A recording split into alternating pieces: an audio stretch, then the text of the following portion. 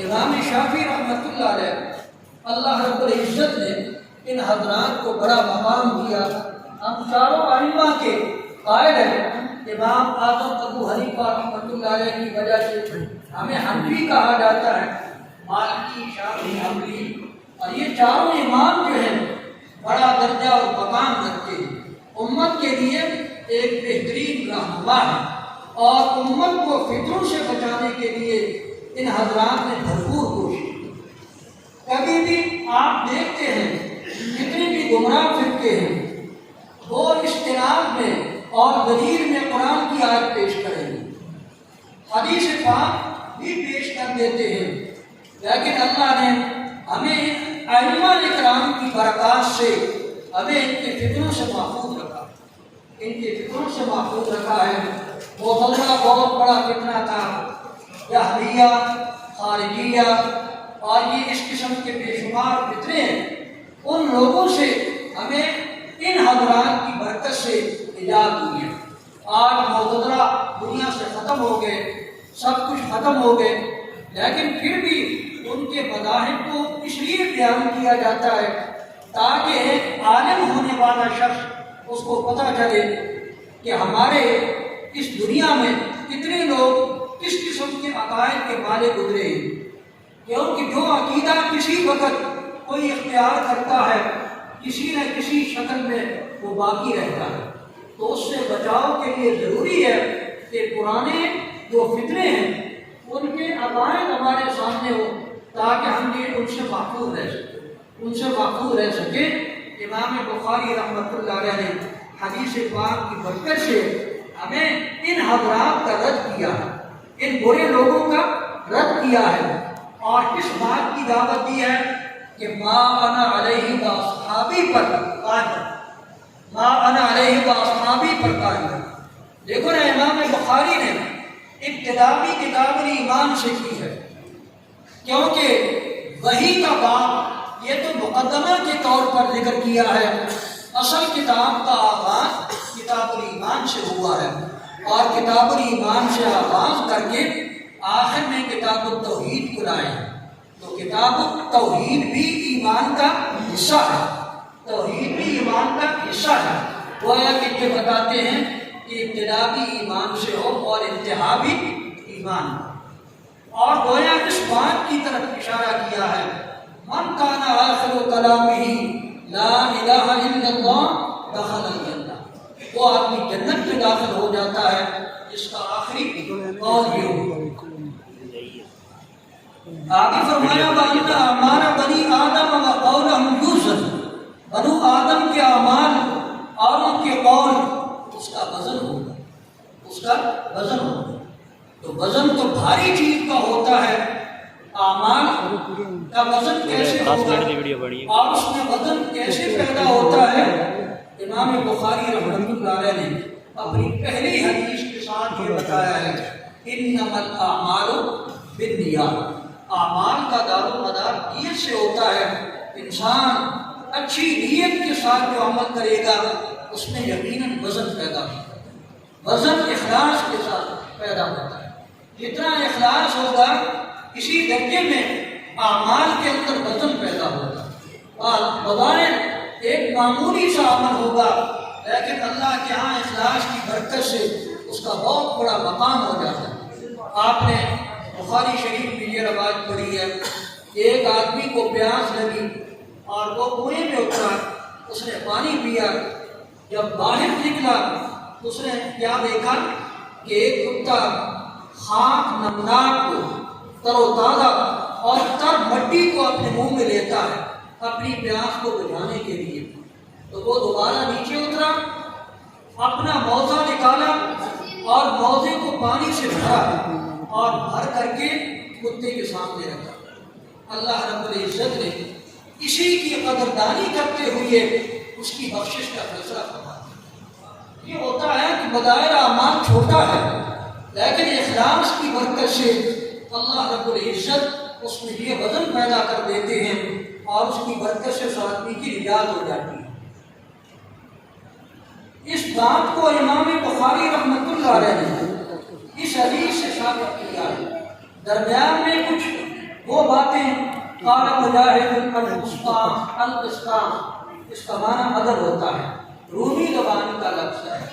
قرآن کریم میں دوسری زبانوں کے کچھ الفاظ استعمال ہوئے، لیکن چونکہ لمبی کلام اور کلام کا بہت سا حصہ وہ تو ہے عربی میں، ان کے چند الفاظ کا غیر عربی ہونا قرآن پاک کی عربیت میں کسی قسم کا خلل واقع نہیں کرتا۔ دیکھو ایک کتاب اردو میں ہو، اس میں چند کلمات انگلش کے ہوں، تو کوئی آدمی یہ نہیں کہے گا کہ یہ کتاب کیا انگلش کی ہے، سب کہیں گے یہ اردو کی کتاب، یہ اردو کی کتاب ہے۔ آگے فرمایا وَيُقَالُ الْقِسْطُ مَصْدَرُ الْمُقْسِطُ وَهُوَ الْعَادِلُ وَأَمَّا الْقَاسِطُ فَهُوَ الْجَائِرُ، قاسط کا معنی ظالم ہوتا ہے۔ آگے روایت جو ذکر کی ہے، روایت میں یہ بات امام بخاری رحمۃ اللہ علیہ نے گویا ہمارا ذہن یہ بنایا کہ حدیث پاک کے دو حصے ہوتے ہیں، ایک سند ہوتی ہے، سند میں امتیوں کے نام ہوتے ہیں، وہ امتی ہیں، علماء ہیں اور امتی ہیں۔ اس سے معلوم ہوتا ہے امت کے بعد افراد ایسے ہوتے ہیں کہ جن پر اعتماد کیا جاتا ہے، جن پر اعتماد کیا جاتا ہے۔ اب ان سے ہم نے حدیث پاک دی ہے تو اس پر اعتماد کیا یا نہیں۔ اسی طرح امام بخاری رحمۃ اللہ علیہ نے حضرت مجاہد کا قول نقل کیا، جس سے اس بات کی طرف اشارہ ہے کہ امت کی یہ افراد ان کی بات بھی حجت ہے۔ آج دیکھو امام کی بات آتی ہے، لوگ کہتے ہیں ہم امام کو نہیں مانتے، امام محمد الرسول اللہ صلی اللہ علیہ وسلم۔ یقیناً آپ کا مقام تو بہت اونچا ہے، امام نبی اور رسول سے نیچے ہوتا ہے۔ امام نبی کو امام کہنا یہ ان کو اپنے مقام سے نیچے لانا ہے۔ امام وہ ہوتے ہیں کہ جو نبی اور رسول کی اتباع میں زندگی گزارتے ہیں اور دوسرے لوگوں کے لیے ان کا عمل ایک پیشوائی کا کام دیتا ہے، وہ امام ہوتے ہیں۔ جب ان حضرات کی بات معتبر ہے تو جب ان محدثین نے جن پر اعتماد کیا ہے کیا ان کی بات کا اعتبار نہیں ہوگا؟ امام بخاری رحمۃ اللہ علیہ کے بارے میں اکثر یہ کہتے ہیں کہ وہ مجتہد ہیں، لیکن غیر مقلدین نے یہ لکھا ہے امام بخاری رحمۃ اللہ علیہ شافی المسلک تھے۔ اب اتنا بڑا امام کہ بڑوں کے گردنیں جس کے سامنے جھک گئی ہیں، وہ اپنی گردن کس کے سامنے جھکاتا ہے؟ امام شافعی رحمۃ اللہ علیہ کے سامنے۔ امام ترمذی شافعی المسلک ہے، امام مالک رحمۃ اللہ علیہ کے مختلف اقوال ہیں، امام ابو داؤد حنبلی ہیں، امام طحاوی وہ کون ہیں؟ حنفی ہیں۔ اب یہ حضرات اتنے بڑے امام ہو کر پھر بھی اماموں کی تقلید کرتے ہیں، تو کیا ہم تقلید نہ کریں؟ کیا خیال؟ ہمارے لیے اور زیادہ تقلید کرنا ضروری ہے۔ حضرت نوروز رحمۃ اللہ علیہ کے پاس ایک آدمی آیا، اس نے کہا حضرت جی مجھے بڑی حیرانگی ہے کہ آپ اتنے بڑے امام لیکن پھر بھی آپ کیا کر رہے ہیں؟ تقلید کر رہے ہیں۔ تو حضرت نے فرمایا مجھے اس سے بڑھ کر حیرانگی ہے کہ تو جاہل مطلق ہو کر پھر بھی مجتہد بنا ہوا ہے، تو یہ اس سے زیادہ حیرانگی کی بات ہے۔ تو الحمدللہ اللہ رب العزت نے ہمیں ان حضرات کے ساتھ وابستہ کیا۔ حدیث پاک یہ ہے، حضرت ابو ہریرہ کی روایت ہے رضی اللہ تعالیٰ عنہ، جو سب سے زیادہ احادیث بیان کرتے ہیں، 5374 روایات ان سے بھرپور ہے، اور ائمہ یعنی تمام صحابہ اکرام علیہم الرضوان سے بڑھ کر یہ احادیث بیان کرتے ہیں۔ فرمایا کلمتان حبیبتان الی الرحمن، دو کلمے پسندیدہ ہیں رحمان کی طرف، دو کلمے جو پسندیدہ ہیں اور محبوب ہیں رحمان کی طرف، خفیف اور ہلکے ہیں زبان پر اور بھاری ہیں لسان۔ امام بخاری کا طریقہ کار یہ ہوتا ہے کہ وہ اپنے عنوان کو حدیث سے ثابت کرتے ہیں۔ اب ثقیلۃ علی المیزان کے لفظ سے کے ساتھ امام بخاری نے یہ بات ثابت کی وَأَنَّ أَعْمَالَ بَنِي آدَمَ وَقَوْلَهُمْ يُوزَنُ، فرمایا کرموں کے اندر بھاری پن ہوتا ہے، اسی طریقہ سے تمہارے اعمال بھی قیامت کے دن تولے جائیں۔ امام شافعی رحمۃ اللہ علیہ کی وہ بات مختصر سی میں عرض کرتا ہوں۔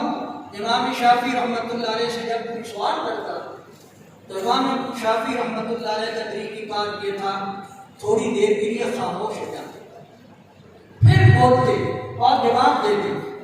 کسی نے پوچھا حضرت آپ یہ ایسا کیوں کرتے ہیں؟ تو امام شافعی رحمۃ اللہ علیہ نے فرمایا میں اس قول پر غور کرتا ہوں، یہ قول یا تو میری جنت ہے یا میری جہنم۔ اگر اچھا قول ہے تو میرے لیے جنت کا باعث ہے، برا ہے تو جہنم کا باعث ہے۔ فرمایا دو کلمے اللہ کے ہاں محبوب ہیں، جب وہ کلمات محبوب ہیں تو ان کا پڑھنے والا بھی کیا ہوگا؟ محبوب ہوگا، رحمان کی طرف محبوب ہو، اور رحمان رحمت سے ہے۔ اس کا مطلب یہ ہے کہ جو یہ کلمات پڑھتا ہے اللہ رب العزت کی رحمت اس کی طرف متوجہ ہوتی ہے، اس کی طرف متوجہ ہوتی ہے۔ خفیف علی اللسان ہے اور ثقیل ہے میزان کے اندر۔ وہ کلمات کون ہیں؟ سبحان اللہ و بحمدہ سبحان اللہ العظیم۔ آپ حضرات کی ایک بات پڑھ لیں، سبحان اللہ و بحمدہ سبحان اللہ العظیم۔ ان الفاظ میں آپ صلی اللہ علیہ وسلم کی باتیں انتہائی مختصر لیکن بڑی جامع ہوتی ہیں۔ فرمایا سبحان اللہ، اللہ پاک، اس میں تنزیہ ہے، اللہ رب العزت کی پاکی، اللہ ہر عیب سے پاک، وبحمدہ، اور اللہ ہر صفت کمال کے ساتھ متصف، ہر صفت کمال کے ساتھ متصف ہے۔ یہ مطلب ہے سبحان اللہ و بحمدہ کا۔ جو ذات ہر عیب سے پاک اور ہر صفت کمال کے ساتھ متصف ہو، اس کے ساتھ محبت کی جاتی ہے، اس کے ساتھ محبت کی جاتی ہے۔ آگے ہے سبحان اللہ العظیم، سبحان اللہ العظیم، اس میں اللہ کی عظمت کا ذکر ہے، اللہ کی عظمت کا ذکر ہے، اللہ عظیم ہے۔ تو گویا صفت جلال اور جمال دونوں کو یہاں جمع کیا، دونوں کو جمع کیا ہے۔ یہ محبت اور خوف یہ دونوں آپس میں ملتے ہیں تو ایک صفت پیدا ہوتی ہے جس کو خشیت کہتے ہیں، اس کو خشیت کہا جاتا ہے۔ وہ خشیت پیدا ہوتی ہے۔ اب اللہ رب العزت کے ساتھ محبت بھی ہو اور اللہ رب العزت کا خوف بھی ہو، یہ دونوں چیزیں ایمان کی جز ہے۔ الایمان بین الخوف والرجاء، ایمان خوف اور امید کے درمیان ہے۔ اللہ رب العزت ہمارے ان ساتھیوں کو سب دعا فرمائے، اللہ ان سب کو دین کے لیے قبول فرمائے۔ یہ آخری وقت، آخری سبق میں یہی ان حضرات کے لیے ایک بہت بڑا لمحہ فکریہ ہے کہ اللہ رب العزت نے ان کو قبول فرمایا اور قبول کر کے ایک منزل جو طویل منزل تھی 8-10 سال کی، وہ لگا کر انہوں نے یہ سلسلہ مکمل کیا ہے۔ آپ ان کے حق میں دعا کریں، اللہ رب العزت ان کو دین کی خدمت کے لیے قبول فرمائے۔ اور ان حضرات سے گزارش ہے کہ ہمارے استاد مولانا صوفی محمد سرور صاحب رحمۃ اللہ علیہ بڑی اللہ والی شخصیت تھی، وہ اکثر فرمایا کرتے تھے کہ فارغ ہونے کے بعد ایک طالب علم اس بات کو ذہن نشین رکھے، ایک طرف دین کا کام ہو اور دوسری طرف دنیا کا بڑا منصب ملے تو دنیا کے منصب کو قبول نہیں کرنا، چھوٹی سی چھوٹی خدمت کو جو دین کے سلسلہ میں ہے اس کو قبول کریں، کیونکہ دین کا مقام اور مرتبہ دنیا کے تمام مناصب سے بڑھ کر ہے۔ اللہ رب العزت ان کو یہ اسباب بھی مہیا فرمائے۔ آخر میں یہ بھی ہے، گزارش ہے کہ اپنے اس مدرسے کے ساتھ وابستہ رہنا یہ آپ کے حق میں ایک بہت بڑی سعادت مندی ہوگی۔ اپنے افراد اور بزرگوں کے ساتھ وابستہ رہنا فطروں کے دور میں اپنے آپ کو فطروں سے بچانا ہے۔ اگر آدمی اپنے مادر علمی سے وابستہ نہ رہے تو اس کا نتیجہ یہ ہوتا ہے کہ وہ مختلف قسم کے فطروں کا شکار ہو جاتا ہے۔ اس لیے اپنے اکابر کے ساتھ، اپنے مادر علمی کے ساتھ، اپنے اساتذہ کے ساتھ وابستہ رہنا تمہارے لیے ایک بہت بڑا بچاؤ کا ذریعہ ہے۔ اور یہ بات بھی یاد رکھیں کہ رشتے جو ہیں وہ قائم رکھنے کے لیے ہوتے ہیں، رشتے ٹوٹا نہیں کرتے۔ باپ اور بیٹے کا رشتہ نہیں ٹوٹتا، استاد اور شاگرد کا رشتہ نہیں ٹوٹتا، لیکن اب وہ وقت ہے کہ ہماری رفاقت باقی نہیں رہی۔ پہلے تو یہ تھا، ہر طالب علم کے ذہن میں یہ خیال ہوتا آئندہ سال ہم نے پھر مدرسے جانا ہے، اور ایک رفاقت کا سلسلہ قائم تھا۔ اب وہ رفاقت ختم ہو رہی ہے، اس لیے اپنی وابستگی ہر صورت میں اپنے ادارے، اپنے اساتذہ کے ساتھ آپ رہیں گے، کریں گے تو انشاءاللہ اس کی برکت سے اللہ رب العزت آپ کے دین کا کام لیتا رہے گا۔ اللہ اس مدرسے کو اور اسی طریقہ سے باقی مدارس کو، اس کے چلانے والوں کو، اس کی خدمت کرنے والوں کو، اس کے اساتذہ کو اور تمام معاونین کو اس کا اجر جزیل عطا فرمائے۔ جن ماں باپ نے ان بچوں کے لیے قربانیاں دی ہیں، اللہ رب العزت ان کی قربانی بھی قبول فرمائے اور ان کو اپنے جناب سے اپنی شایان شان اجر جزیل عطا فرمائے۔ اللہ رب العزت آپ کے اساتذہ کو بھی اس کا بہت بہت اجر دے اور ہر قسم کی فکروں سے ہم سب کو محفوظ رکھے۔ آخر دعوانا ان الحمد للہ رب العالمین۔